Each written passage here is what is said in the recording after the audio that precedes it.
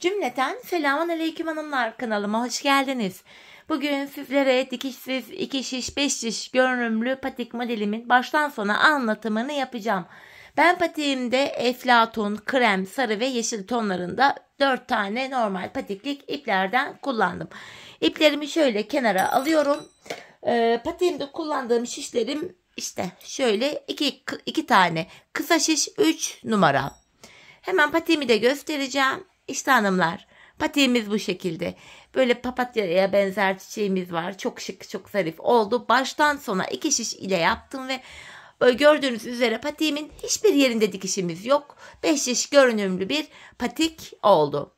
Bu patik benim elimin ölçülerine göre 37, 38 ve 39 numara ayaklar için uyumlu oldu hanımlar. Hemen patiğimize başlayalım. Her zaman olduğu gibi hanımlar, bu tarz patiklere burundan başlıyoruz. Şöyle sarı ipimle başlıyorum. 12 ilmek atarak. Birinci ilmeğim. 2, 3, 4, 5, 6, 7, 8, 9, 10, 11 ve 12. 12 ilmeğimi attım. Geri dönüyorum. Geri döndüğümüzde arka yüzdeyiz. Bu aşamada hanımlar, İlk ilmeğimi örmeden alıyorum. Diğer ilmeklerimi arka yüzde ters olarak örüyorum. Patiğimizde ön yüzde düz, arka yüzde de ters örgü uygulaması yapıyoruz.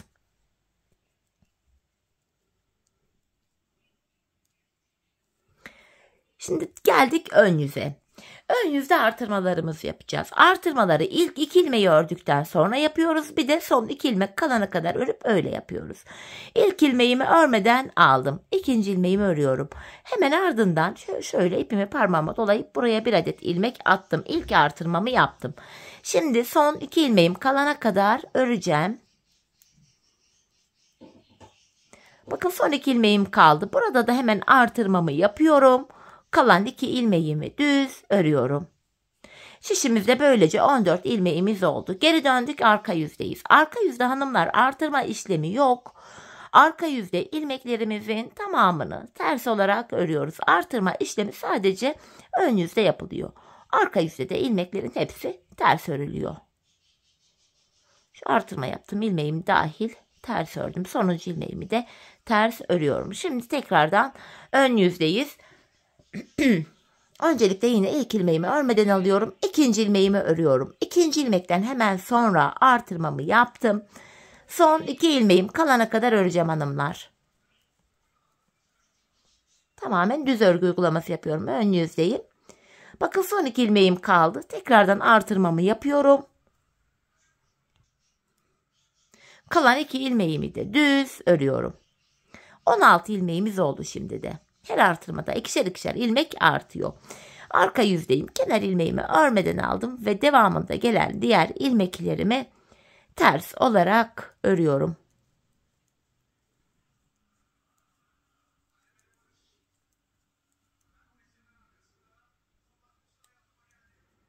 Sonuncu ilmeğimi de ters ördüm. Şimdi tekrardan geri döndüm. Ön yüzdeyim. Yine hanımlar devam edeceğiz artırmalarımıza. İlk ilmeğimi alıyorum. İkinciyi ördüm. Hemen artırmamı yapıyorum. Son 2 ilmeğim kalana kadar öreceğim yine.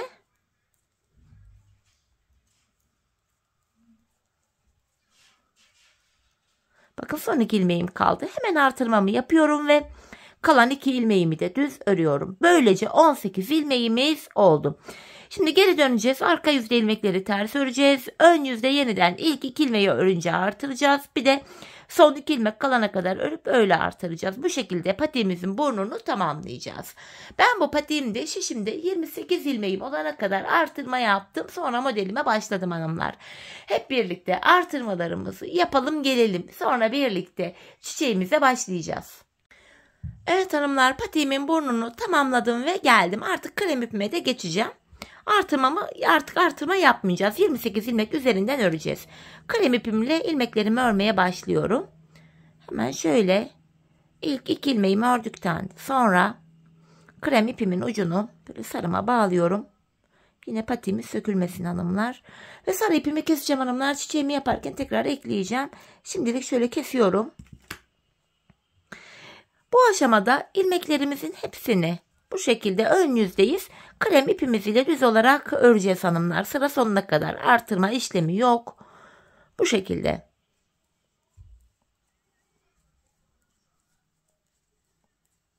Hepsini çiçeğimize başlamadan önce alt zemin oluşturuyoruz. İlmeklerimizin hepsini krem ile örüyoruz. Şimdi de arka yüzdeyim. Arka yüzde de ilmeklerimi ters öreceğim sıra sonuna kadar.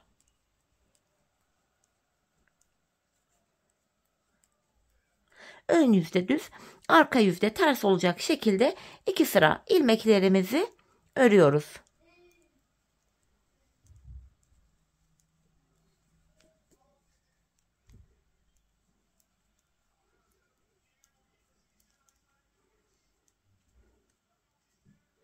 Sonuncu ilmeğimi de yine ters ördüm. Geri döndük, ön yüzdeyiz.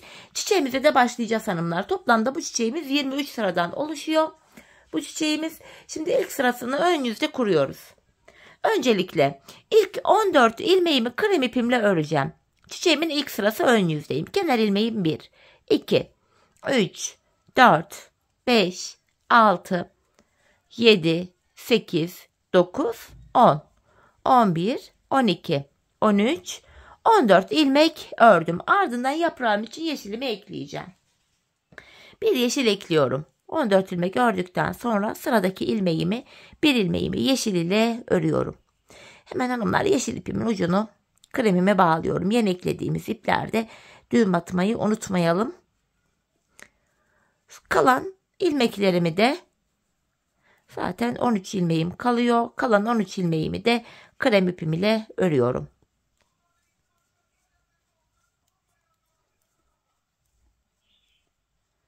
Ön yüzde ilk sıramızı yaptık. Şimdi geri dönüyorum. Arka yüzde ikinci sıramızdayız hanımlar.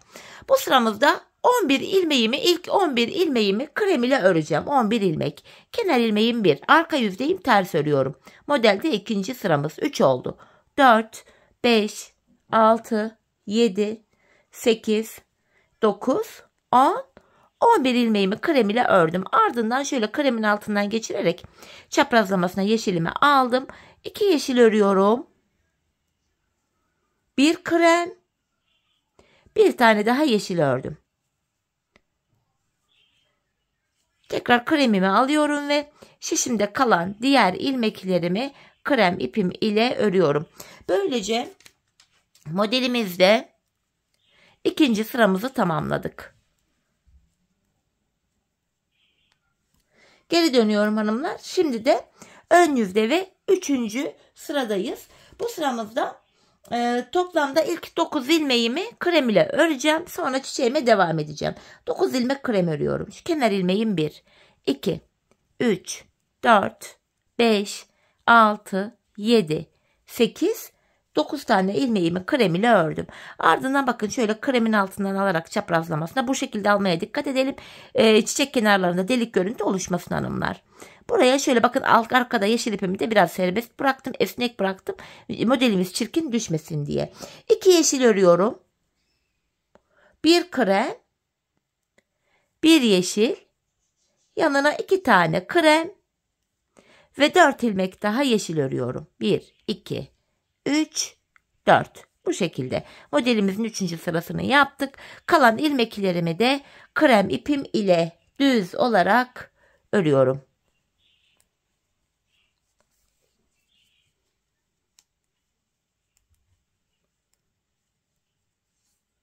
Arka yüzde modelimizde 4. sıradayız hanımlar.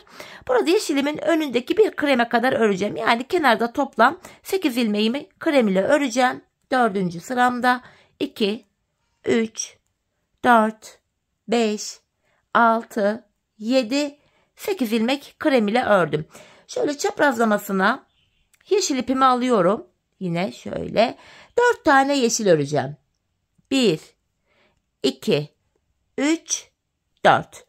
Ardından yine krem ipimi alıyorum. 3 tane krem örüyorum. 1, 2, 3. Hemen yanına bir tane yeşil, bir tane krem ve hemen yanına 3 ilmek daha yeşil öreceğim. 1, 2, 3. Bu şekilde. Ve kalan ilmeklerimi krem ipim ile örüyorum. Arka yüzde 4. sıramızı da böylece tamamladık. Geri dönüyorum. Ön yüzde ve modelimizde 5. sıradayız hanımlar. Bu sıramızda kenardan 7 ilmeğimi, ilk 7 ilmeğimi krem ile öreceğim. 1, 2, 3, 4, 5, 6, 7. Ardından yeşil ipimi alıyorum. 5. sıramız, tekrar ediyorum. Buraya 4 tane yeşil örüyorum. 4 yeşil, 1 krem, 1 yeşil, yanına hemen 3 ilmek krem örüyorum. Ve 4 ilmek daha yeşil.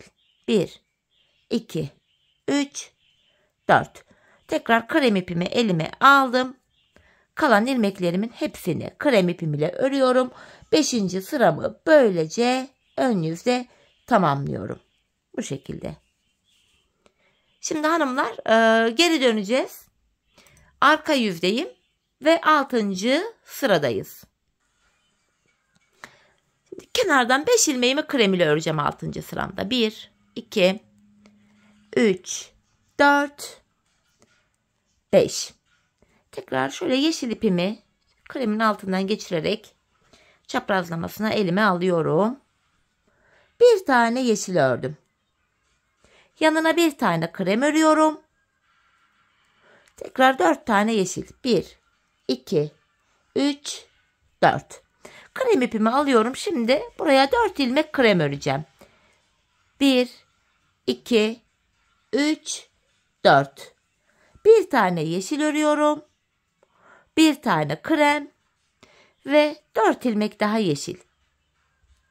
1, ikinci yeşilim, 3, şu da 4.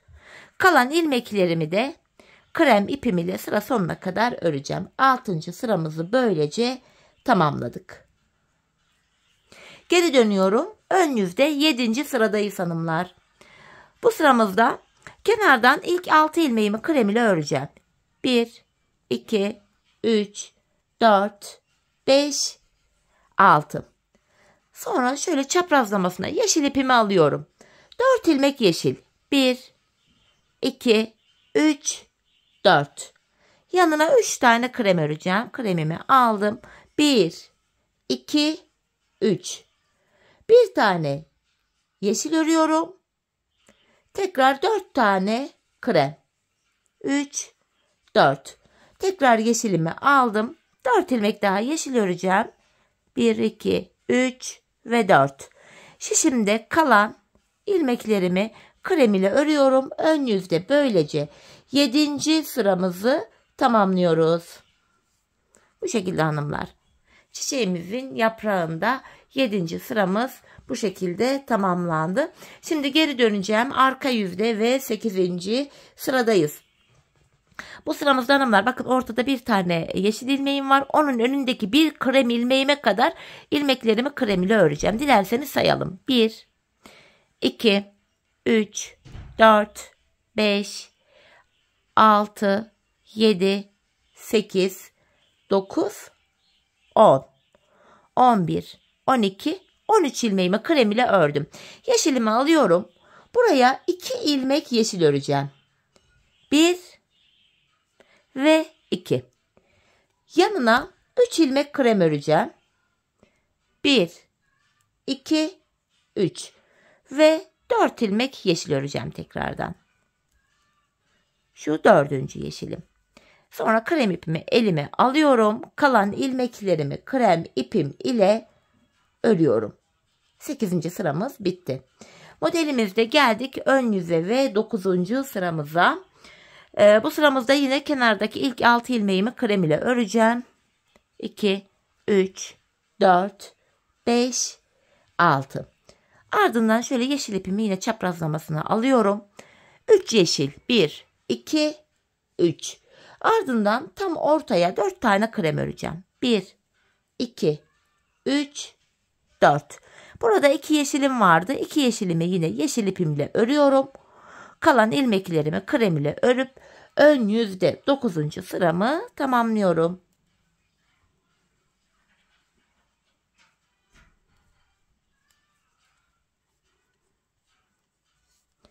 Evet hanımlar, şimdi geri dönüyorum arka yüzde ve 10. sıramıza. Burada yine ilk 13 ilmeğimi öreceğim. Yani 2 yeşilime kadar olan ilmeklerimi krem ile öreceğim. Arka yüzde 10. sıramız.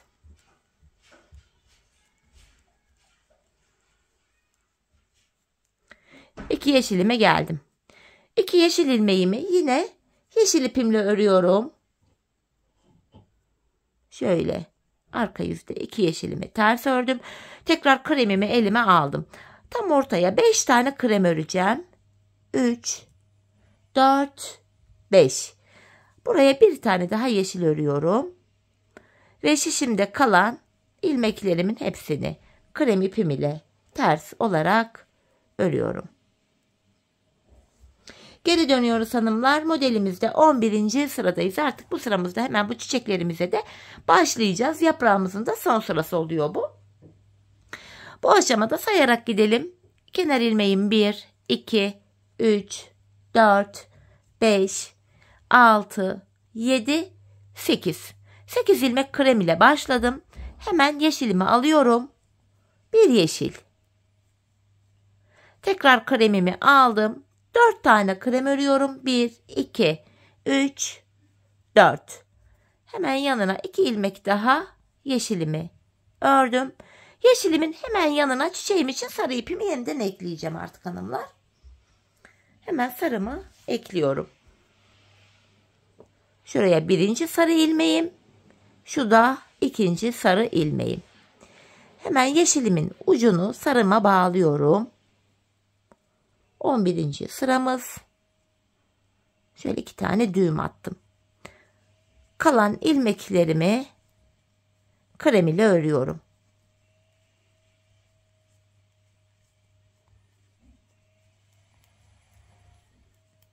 Bu şekilde.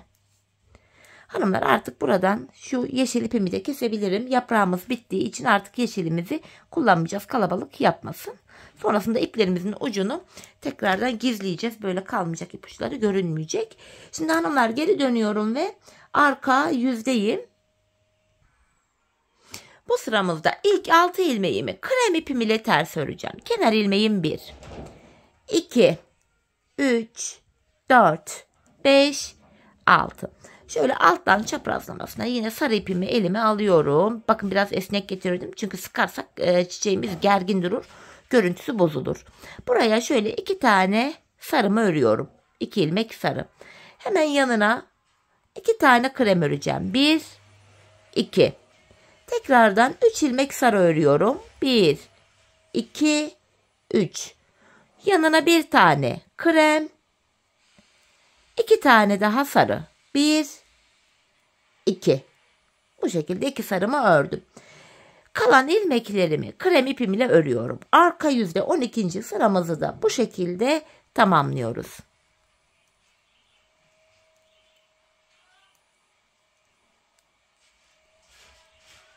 Sonuncu ilmeğimi de yine ters ördüm. Geri dönüyoruz hanımlar. Ön yüzde ve 13. sıramızdayız. Bu aşamada bu 2 sarı ilmeğime kadar olan buradaki krem ilmeklerimi yine krem ile öreceğim 13. sıramda. 2 sarı ilmeğime kadar olan ilmeklerimi krem ile örüyorum.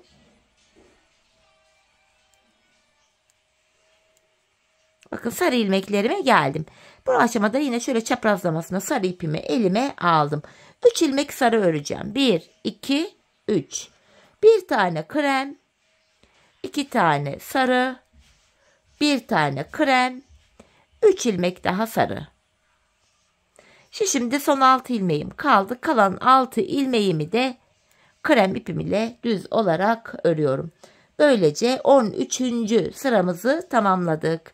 Geri dönüyorum. Arka yüzde 14. sıradayız. Bu sıramızda hanımlar kenardaki 6 kremimi yine krem ile öreceğim. 2, 3, 4, 5, 6. Çaprazlamasına yine şöyle sarı ipimi elime alıyorum. 3 ilmek sarı öreceğim. 1, 2, 3. Hemen yanına 2 tane krem, 1 ve ikinci kremim. Bir tane sarı örüyorum. Yanına bir tane krem, 3 tane sarı, bir tane krem ve 2 ilmek daha sarımı örüyorum. Kalan ilmeklerimi krem ipim ile örüyorum hanımlar.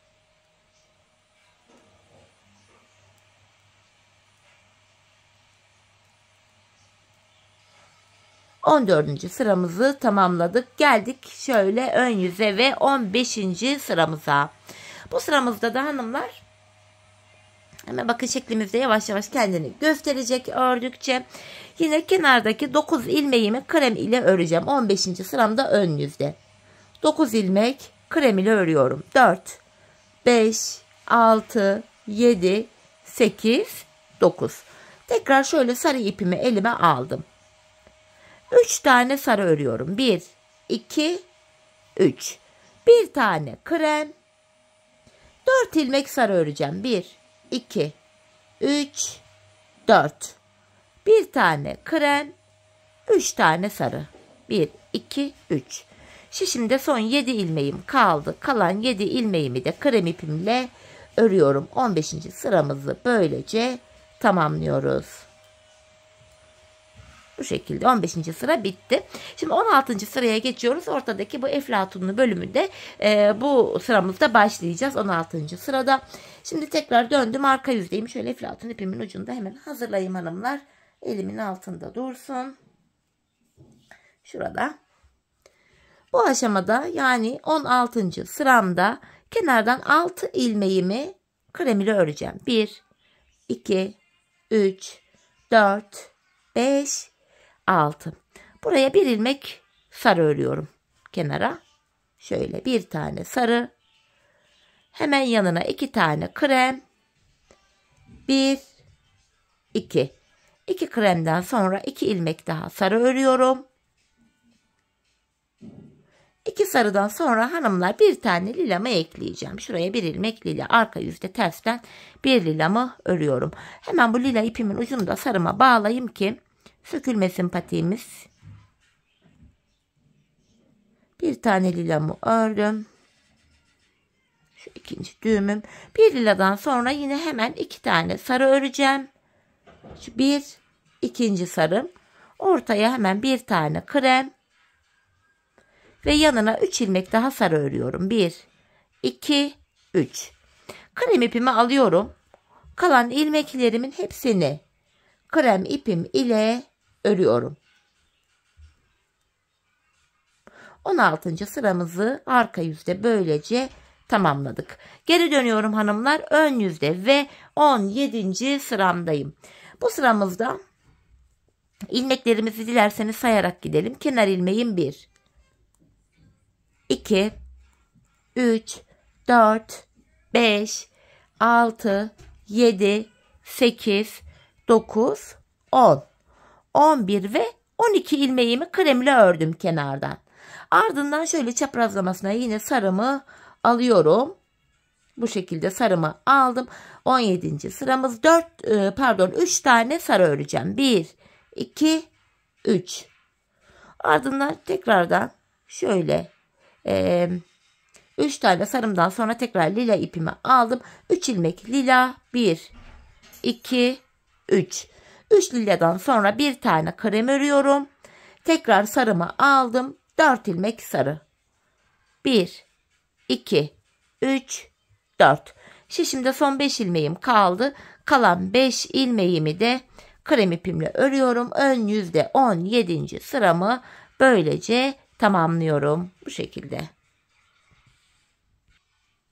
Şimdi geri dönüyorum. Arka yüzde ve 18. sıramızdayız hanımlar. Bu sıramızda kenardan 6 ilmeğimi krem ile öreceğim. 6 ilmek krem. 1, 2, 3, 4, 5, 6. Şöyle sarı ipimi elime alıyorum. 4 ilmek sarı öreceğim. 1, 2, 3, 4. Sonrasında 4 ilmek de lila öreceğim. Şöyle çaprazlamasına sarının altından geçirerek lilamı aldım. 4 ilmek lila örüyorum. 1, 2, 3, 4.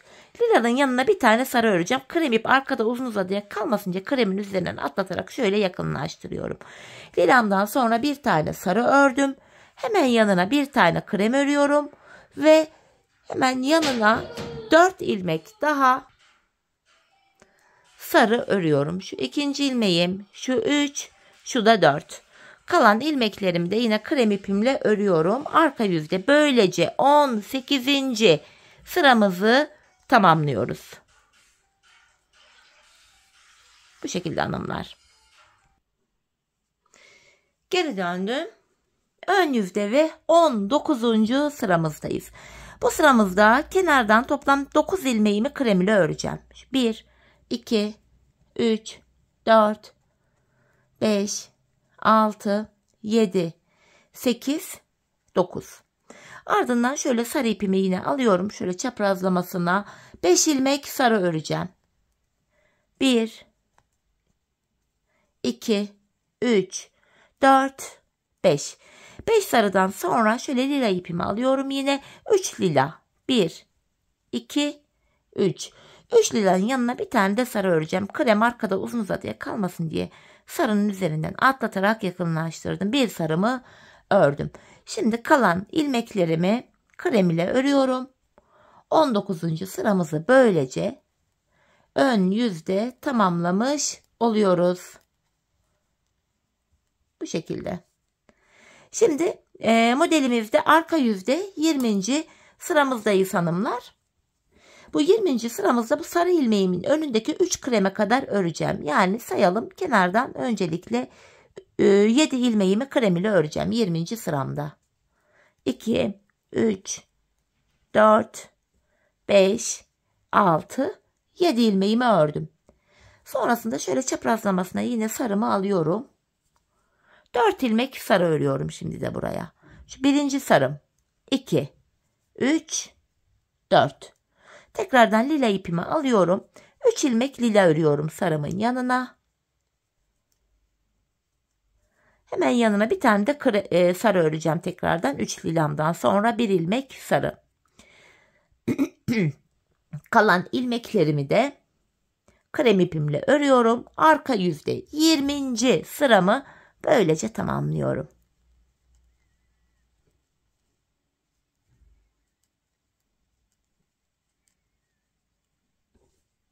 Ön yüzdeyiz hanımlar. 21. sıramızdayız. Bu sıramızda şöyle hesapladığımız anda bakıyorum, kenardan öncelikle 9 ilmeğimi krem ile öreceğim. 21. sıra ön yüzde. 2, 3, 4, 5, 6, 7, 8, 9 ilmeğimi ördüm. Tekrar şöyle çaprazlamasına sarı ipimi alıyorum. 5 ilmek sarı öreceğim. Şu birinci sarı ilmeğim. Şu 2, 3, 4, 5. Hemen yanına 1 ilmek lila. 1 liladan sonra 2 tane daha sarı öreceğim. Kremi şöyle sarıdan yaklaştırarak getiriyorum. Hemen yanına 2 tane sarı, 1 tane krem, 3 ilmek daha sarımı örüyorum. 3 ilmek daha sarımı ördüm. Tekrar krem ipimi alıyorum. Şişimde kalan son 7 ilmeğimi krem ipim ile örüyorum. 21. sıramızı da tamamladık. Geri dönüyoruz hanımlar. 22. sıramızdayız. Bu sıramızda sayarak gidelim. Kenar ilmeğim 1, 2, 3, 4, 5, 6, 22. sıramız dediğim gibi şu 7. ilmeğim, şu 8. 8 ilmek ördükten sonra tam ortaya bir tane sarı öreceğim. Şöyle tam ortaya 1 ilmek sarımı ördüm. Yanına 2 tane krem örüyorum. 1, 2. 2 kremden sonra 3 ilmek daha sarı öreceğim. 1, 2, 3. Lila ipimle işim kalmadığı için artık lilamı da keseceğim, buraya bağlayacağım. Lila ipimiz çok az gidiyor zaten hanımlar. Hemen lilamın ucunu şöyle sarıya bağlayayım tekrar sökülmesin diye. Şöyle lilamızı da çekelim ki karışıklık gitsin. 3 tane sarımı ördüm. 3 sarıdan sonra bir tane krem. 4 ilmek daha sarı öreceğim. Şu 4. sarım. Tekrar kremimi aldım. Kalan ilmeklerimin hepsini krem ile örüyorum. Böylece 22. sıramızı tamamladık.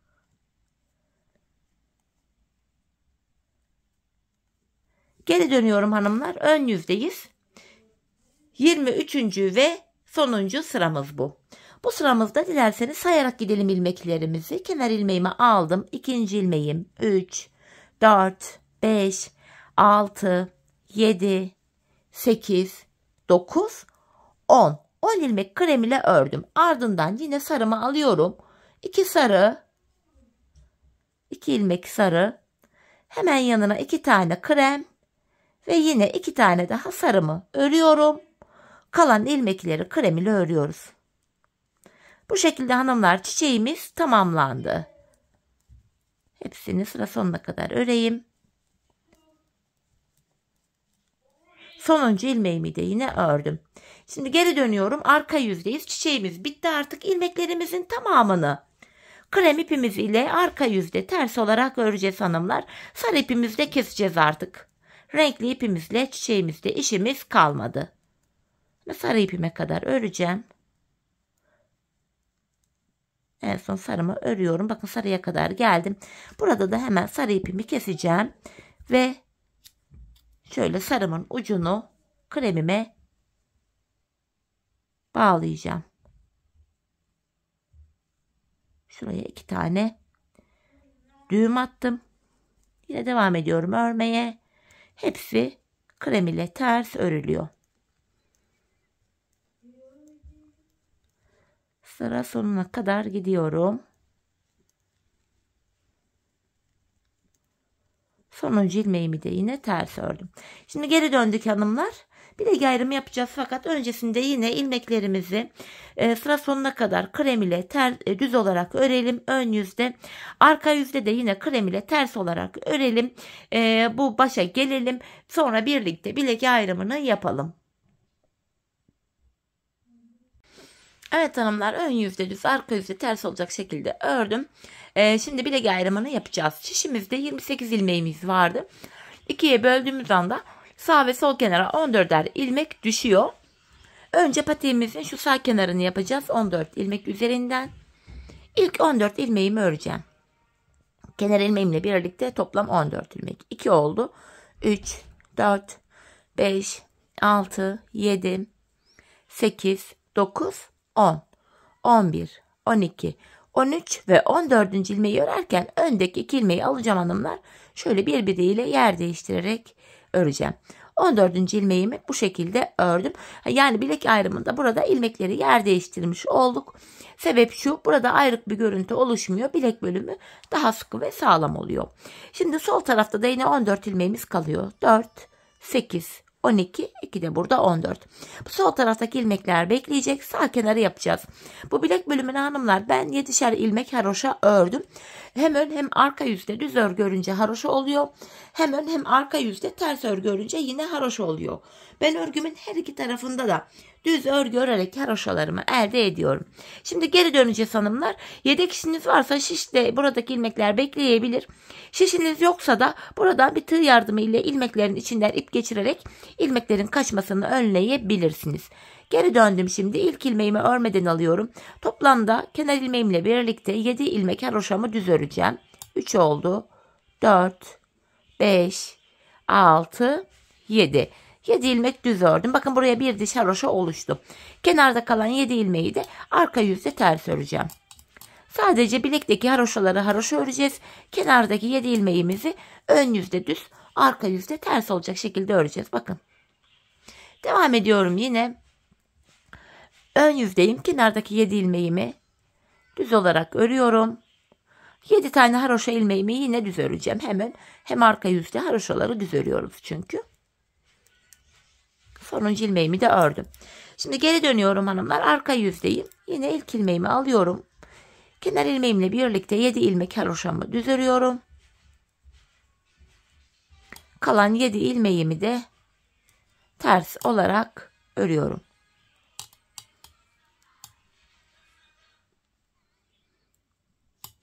Bu şekilde.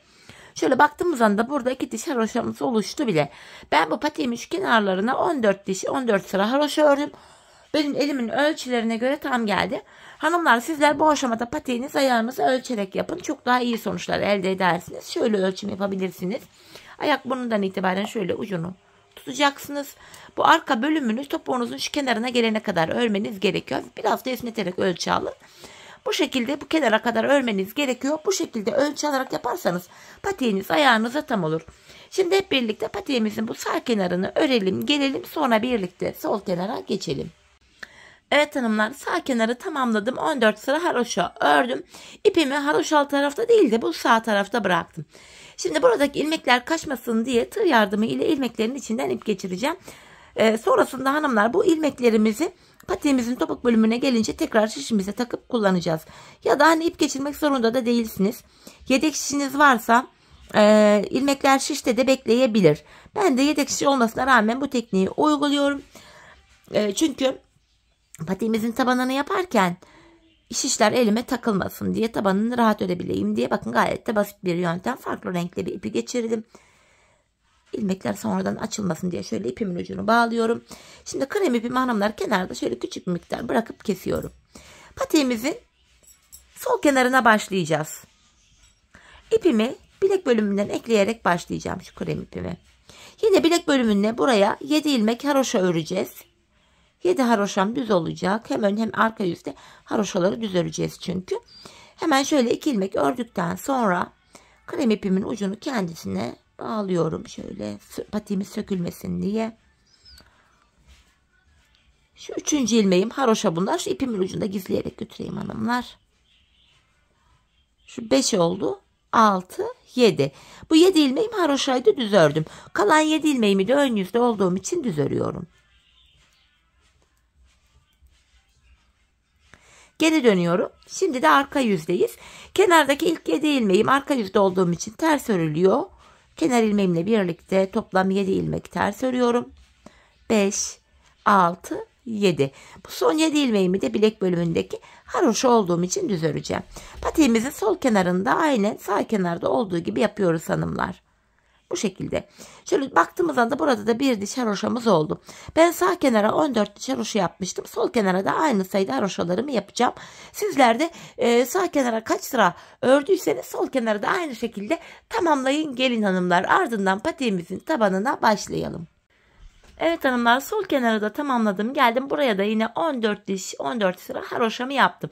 İpimi yine haroşal tarafta değil de burada sol tarafta bıraktım. Yine diğer tarafta olduğu gibi yine buradaki 14 ilmeğimin içinden tığ yardımı ile ipimi geçireceğim. Tek tek ilmeklerimin içinden tığımı takıyorum. Şöyle ipimi geçireceğim. Dediğim gibi bu ilmeklerimizi topuk bölümüne gelince yeniden öreceğiz. Kullanacağız. Şöyle şuraya da bir düğüm atayım. Yine krem ipimin ucuna hanımlar kenarda minik bir miktar bırakıp şöyle kesiyorum. Evet hanımlar, patiğimizin üst bölümünü tamamladık. Şimdi burundan başlayarak tabanını öreceğiz. Burun kısmını sarı ipimle yapmıştım. Yine buraya sarı ipimi ekleyeceğim. Hani başlangıçta şurada kalan bir ipimiz vardı sarı. Bu ipimin ucuna şöyle aynı ipimi bağlıyorum.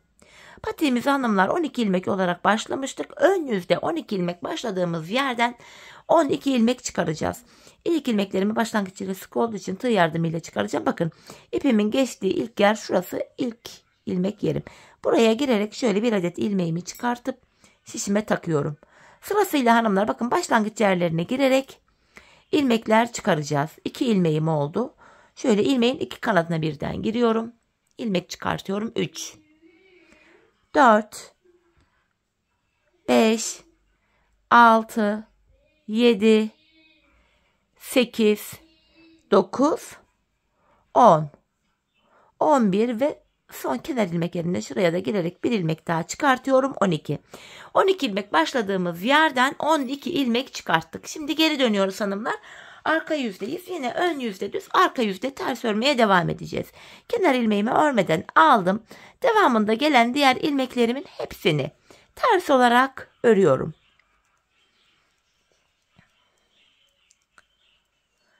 Sonuncu ilmeğimi de yine ters ördüm. Şimdi geri dönüyoruz, ön yüzdeyiz. Bu aşamada hem patiğimizin tabanı üst bölüme eklenecek hem de ilmek sayılarımız artacak hanımlar.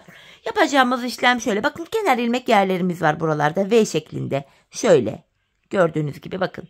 Sırayla buralara gireceğiz. Bakın ilmeğin iki kanadına birden ilk kenar ilmek yerim şurada. Buraya giriyorum. Bir adet ilmek çıkarttım. Şuradan.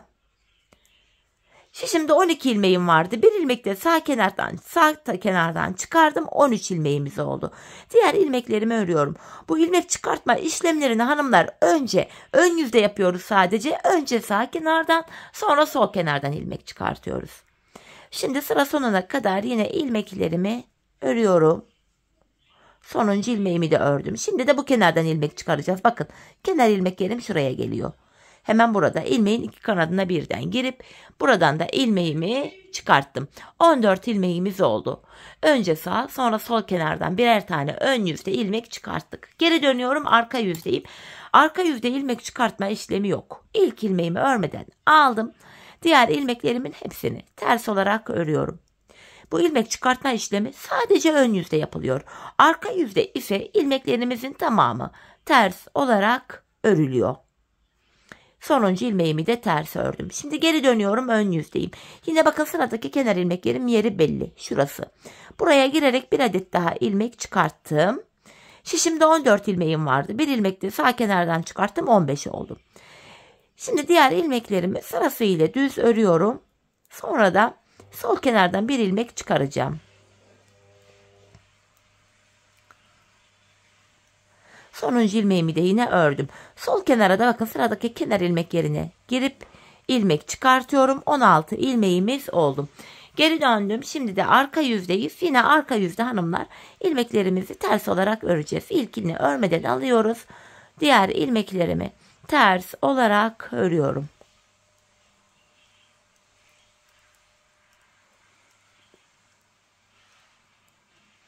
Sonuncu ilmeğimi de ters ördüm. Tekrar geri dönüyoruz. Ön yüzdeyiz.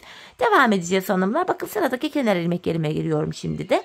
Buradan bir adet ilmek çıkarttım. Şimdi 16 ilmeğim vardı. Bir ilmek de buradan çıkarttım. 17 ilmek oldu. Şimdi sıra sonuna kadar ön yüzde ilmeklerimi düz olarak örüyorum.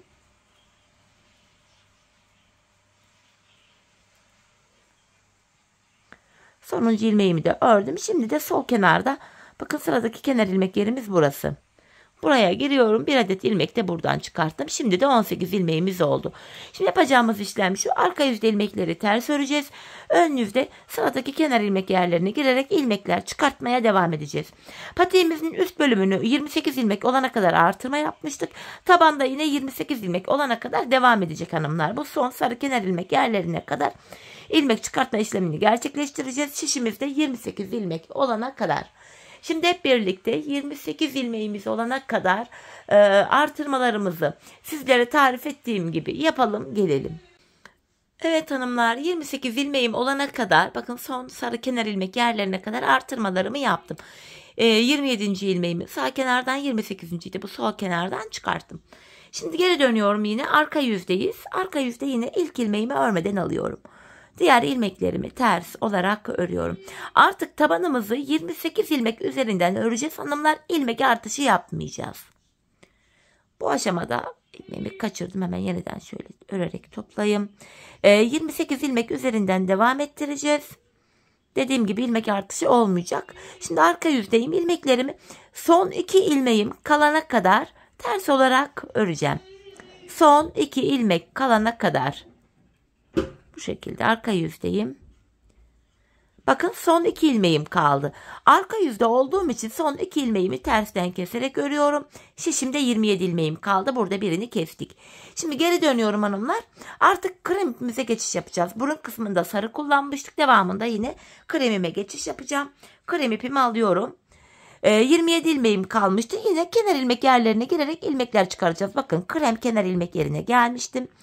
Buraya girerek şöyle krem ipimle bir adet ilmek çıkartıyorum. Tekrar 28 ilmeğimiz oldu. Devamında gelen diğer ilmeklerimi krem ipim ile düz olarak öreceğim. Hemen krem ipimin ucunu şurada sarıya bağlayayım. Şöyle sarı ipime 2 tane düğüm atıyorum. Patiğimiz sökülmesin diye. Şöyle 2 2 tane sıkı bir düğüm attım. Artık sarı ipimi kesiyorum. Sarı ile işimiz kalmadı. Patiğimizin devamında krem ipimizi kullanacağız artık. Şimdi ön yüzdeyiz hanımlar. Ön yüzdeyim. İlmeklerimi düz olarak öreceğim. Şu iplerimin ucunu da gizleyerek götürüyorum. Bu şekilde. Son 2 ilmeğim kalana kadar ilmeklerimi öreceğim. Son 2 ilmeğimi keseceğim. 27 ilmeğim kalacak böylece. Ve sol kenardan tekrar ilmek çıkaracağım. Yeniden 28 ilmeğim olacak. Bakın hanımlar, son 2 ilmeğim kaldı. İkisini birlikte keserek örüyorum. Burada da yine ilk krem kenar ilmek yerimiz şurası. İlmeğin 2 kanadına girerek 1 ilmek çıkartıyorum. Tekrar 28 ilmeğimiz oluyor. Yeniden geri dönüyorum. Şimdi arka yüzdeyiz. İlk ilmeğimi örmeden alıyorum. Arka yüzde olduğum için ilmeklerimi ters öreceğim. Son 2 ilmeğim kalana kadar. Patiğimizin bu arka bölümünde hanımlar, eğer ki arka yüzdeysek son 2 ilmeğimizi tersten kesim yapıyoruz. Ön yüzdeysek de son 2 ilmeğimizi düzden kesim yapıyoruz. Ve sıradaki kenar ilmek yerlerinden ilmekler çıkartıyoruz. Yine ilmekle çıkartma işlemleri ön yüzde yapılıyor. Bakın son 2 ilmeğim kaldı. İkisini arka yüzde olduğum için tersten keserek ördüm. Geri dönüyorum, ön yüzdeyiz. Hemen sıradaki kenar ilmek yerine gelip ilmek çıkartıyorum. Tekrar 28 ilmeğim oldu. Yeniden ön yüzdeyim. Bakın ilmeklerimi düz örüyorum. Son 2 ilmeğim kalana kadar ilmeklerimi öreceğim.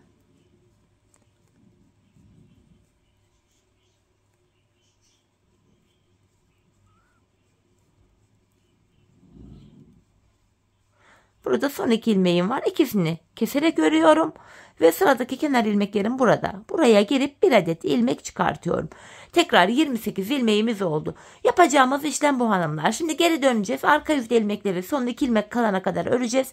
Arka yüzde son 2 ilmeği tersten keseceğiz. Tekrar sıradaki kenar ilmek yerine girip ilmek çıkaracağız. Ardından ön yüzde de yine son 2 ilmek kalana kadar öreceğiz. Son 2 ilmeği ön yüzde olduğumuz için düzden keseceğiz ve sıradaki kenar ilmek yerinden ilmek çıkaracağız. 28 ilmek üzerinden tabanımız bu şekilde örülecek. Biz bu işlemi hanımlar bakın son kenar ilmek yerlerine kadar buraya ve buraya kadar devam edeceğiz. Patiğimizin tabanını bu şekilde öreceğiz. Şöyle olacak hanımlar. Görüntümüz bu. Bu şekilde öreceğiz. Şimdi hep birlikte son kenar ilmek yerlerine kadar patiğimizin tabanını sizlere tarif ettiğim gibi örelim, gelelim, ardından birlikte topuğumuza geçelim. Evet hanımlar, son kenar ilmek yerlerine kadar patiğimin taban kısmını ördüm geldim. İlk ilmeğimizi sağdan, ikinci ve sonuncu ilmeğimizi soldan çıkartmıştık. Şimdi bu ipe takılı olan ilmeklerimizi şişimize alacağız. Artık topuk bölümüne geldiğimiz için bu ilmeklerimizi kullanacağız. Hemen bu ilmeklerimi şöyle birer birer şişime takacağım. Hanımlar, bu ipimi çekip öyle de takabilirdim fakat ilmeklerim kaçmasın diye böyle garantiye aldım. Video esnasında falan ilmek kaçınca çok belli etmiyorum ama sinir basıyor beni bazen. Şöyle bakın ipimi çekiyorum. Ve bu kesmiş olduğumuz ipimizin ucunu şuradan krem ipime bağlayacağım. Şimdi hanımlar, buradaki 14 ilmeğimizi de öreceğiz. Örmeye devam ediyorum. Ön yüzdeyim. Düz olarak örüyorum ilmeklerimi. Şimdi ipimin ucunu da gizleyerek getirdim. 7 haroşamız yine haroşa olarak örülüyor. Model bütünlüğü olsun diye. 7 haroşamı da ördüm. Şimdi geri dönüyorum. Arka yüzdeyim. 7 haroşamı düz olarak öreceğim. Diğer ilmeklerimi de arka yüzde olduğum için sıra sonuna kadar ters olarak öreceğim. Sıra sonuna kadar ördükten sonra diğer tarafta ipe takılı olan 14 ilmeğimizi de şişimize takacağız hanımlar. Sonra onları da öreceğiz. Böylece ilmeklerimizin hepsi tek şişte toplanmış olacak. Tabanımızda 28 ilmeğimiz vardı. Sağ ve sol kenarda da 14'er ilmeğimiz vardı. Böylece şişimizde toplamda 56 ilmeğimiz olacak.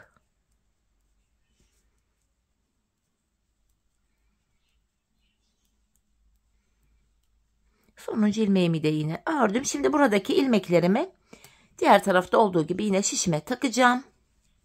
Sırasıyla bakın. Kaçırmadan birer birer şişime takıyorum.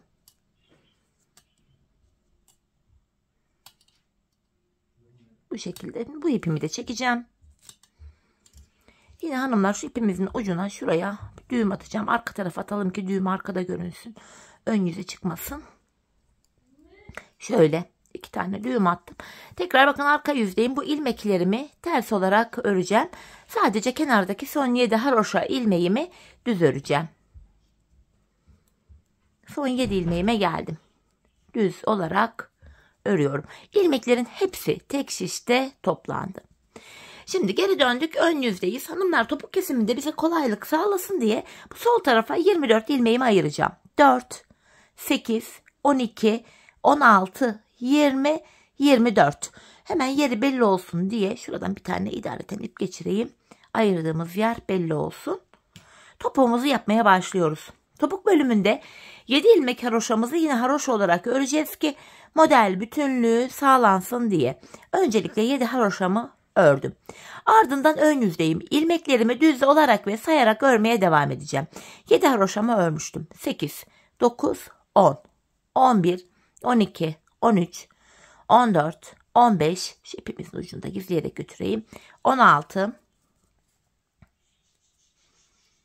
17, 18, 19, 20, 21, 22, 23. İlk 23 ilmeğimi düz olarak ördüm. 24. ilmeğimi örerken öndeki 2 ilmeğimi keserek örüyorum. 23 ilmek ördüm, 24. de kesim yaptım. Zaten bu sol tarafa da 24 ilmek ayırmıştık. Topuğumuz için şu ayırdığımız yerden itibaren orta kısmı baktığımız anda 7 ilmek kaldı. Bu 7 ilmek her seferinde birer birer kesilecek, bitecek ve böylece topuğumuz oluşacak.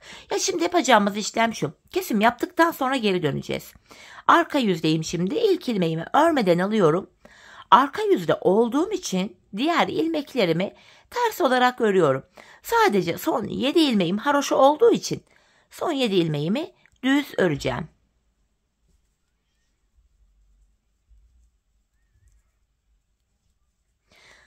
Bakın haroşalarıma geldim. Düz olarak örüyorum. Tekrar geri döndük. Ön yüzdeyim hanımlar. Bir önceki sırada yaptığımız işlemin aynısını yapacağız. Yani 23 ilmek öreceğim. 24. de kesim yapacağım. 7 haroşamı ördüm. Sayarak gidiyorum. 8, 9, 10, 11, 12, 13, 14, 15, 16, 17, 18, 19, 20, 21, 22, 23. 24. ilmeğime geldim. Şu öndeki ikisini alıyorum. Birlikte keserek örüyorum. 24. de kesim yaptım. Bir önceki sırada burada 7 ilmek vardı. Kesimden sonra 6 ilmek kaldı. Şimdi yapacağımız işlem şu. Kesim yaptık. Geri döneceğiz. Arka yüzde ilmekleri ters öreceğiz. Ön yüzde tekrar ilk 23 ilmeği örüp 24. de kesim yapacağız. Biz bu kesme işlemine aradaki 6 ilmeğimiz bitene kadar devam edeceğiz. Şimdi hep birlikte bu 6 ilmek bitene kadar patiğimizin topuğunu sizlere tarif ettiğim gibi örelim gelelim. Evet hanımlar, aradaki ilmeklerin bitene kadar patiğimin topuğunu kestim. Artık bu ipimi çekiyorum.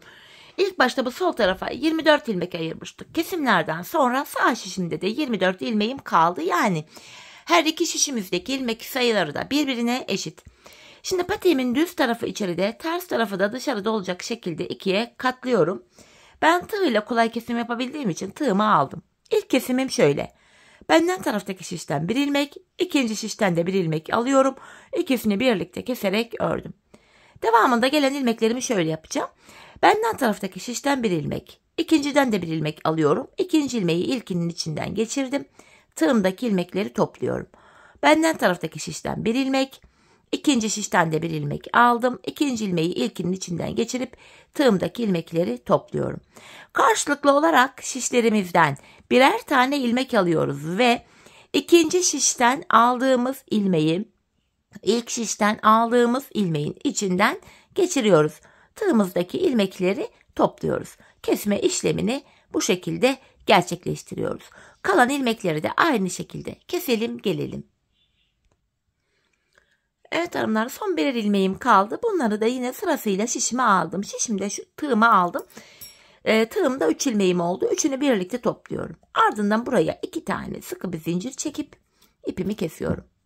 Hemen ipimizin ucunu gizleyelim. Ardından topuğumuza bakalım.